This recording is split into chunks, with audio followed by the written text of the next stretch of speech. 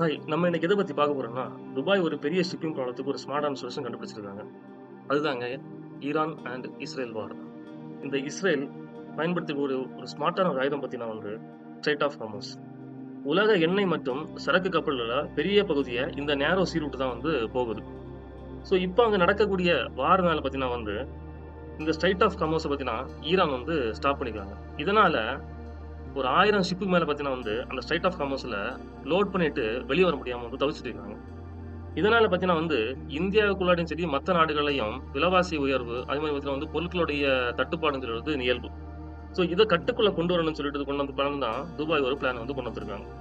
Straight of ஹார்மஸ்ல ஈரான சுற்றியுள்ள பிராந்தியத்துல அதிகமா tension இருக்கனால, அதனால ஷிப்பிங் கம்பெனிஸ் இந்த வழியா போகுறதுக்கு கொஞ்சம் பயப்படுறாங்க. இதுக்கு துபாய்ல இருக்கக்கூடிய டிபி வேர்டுன்னு சொல்லக்கூடிய ஒரு பெரிய ஒரு கம்பெனி ஒரு புதிய ஒரு பிளான அனௌன்ஸ் பண்றாங்க. ஸோ கப்பல்கள் ஸ்ட்ரெய்ட் ஆஃப் ஹார்மோஸுக்கு வராம வெளியே இருக்கக்கூடிய 2 போர்ட்ல கார்கோ அன்லோட் பண்ணலாம். அப்படின்னு சொல்லிட்டு ஒரு பிளான் இஷ்யூ பண்றாங்க. ஸோ இங்க நீங்க ஒரு வடபுறத்துல பார்த்திருப்பீங்க. ஸோ எப்படி ஒரு கப்பலுடைய ரூட் இருக்குன்னு சொல்லிட்டு.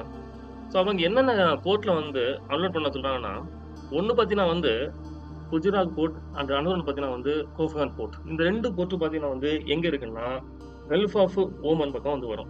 அதே மாரி இந்த 2 போர்ட்ல இருந்தும் நம்ம லோடிங்கும் அன்லோட் பண்ணிட்டு, நம்ம துபாய் பக்கத்துல இருக்கக்கூடிய ஜபல் அலி போர்ட்டுக்கு கொண்டு போலாம். ஸோ இது எப்படி பாசிபிள் பண்றாங்கன்னா இந்த 2 போர்ட்ல இருந்து அன்லோட் பண்ணி லேண்ட் டிரான்ஸ்போர்ட்டேஷன் மூலமா அங்க அன்லோட் பண்ணக்கூடிய கண்டெய்னர்ஸ எடுத்துட்டு கொண்டு போய் துபாய் கொண்டு போலாம். அதே டைம் இந்த ரூட்ல பார்த்தீங்கன்னா பைப்லைன் மூலமா ஆயில கொண்டு இங்க இருந்து கப்பல் மூலமா பார்த்தீங்கன்னா லோடு ஏத்தி நம்ம ஏசியா கண்ட்ரீஸ்க்கு எடுத்துட்டு வரலாம். ஸோ இதனால ஷிப்போடைய ரிஸ்க்கும், சீ ரூட்டையும் நம்மளால கண்ட்ரோல் பண்ண முடியும். அதனால குளோபல் ட்ரேடும் பார்த்தீங்கன்னா கன்டினியூஸா நடக்கும். ஸோ இத கண்டிப்பா இம்ப்ளிமெண்டேஷன் பண்ண ட்ரை பண்றாங்க.